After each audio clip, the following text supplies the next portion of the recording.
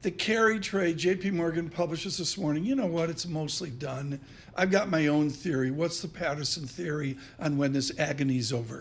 Well, I think you actually do need to listen a lot to the big investment banks that have large FX trading operations right now. JP Morgan's obviously one of them, because they're going to have the best real-time data on where investors are versus where they were and what might seem comfortable in the new environment we're in. So you've seen JP Morgan say maybe we're almost done. A few other banks I've read in the last 24 hours say we're not done, but we're closer to the end than the beginning. Who are these guys?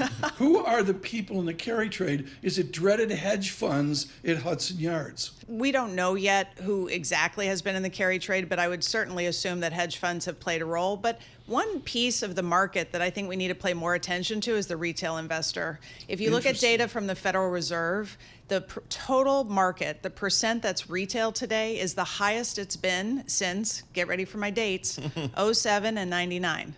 Now, that doesn't mean we're going to have the same ending to this movie, but it does mean that they're playing a significant role. And today, they have more tools, including zero-day options and levered ETFs.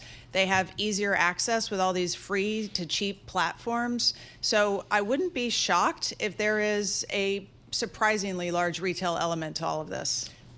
What do you make of the last 4 or 5 days of trading? We had that jobs number last Friday that really seemed to spook the market a little bit. We had a lot of selling and instability in the marketplace the last several days. Maybe what do you make of kind of where the economy is and maybe what the Federal Reserve is thinking about? Sure. So the poor manufacturing sentiment and the payrolls certainly came right together with the Bank of Japan decision, not just to raise rates, but give hawkish guidance. That plus positions, I think, all came together to trigger this sell-off.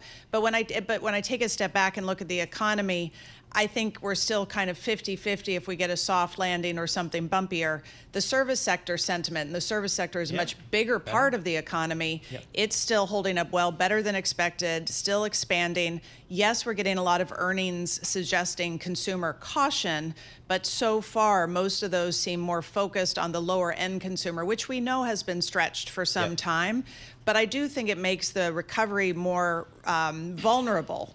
So if the expansion more vulnerable, if the wealthier consumer starts getting more cautious, or companies just say we need to start cutting some jobs or paring back investment, this thing can get a negative kind of flywheel going pretty quickly.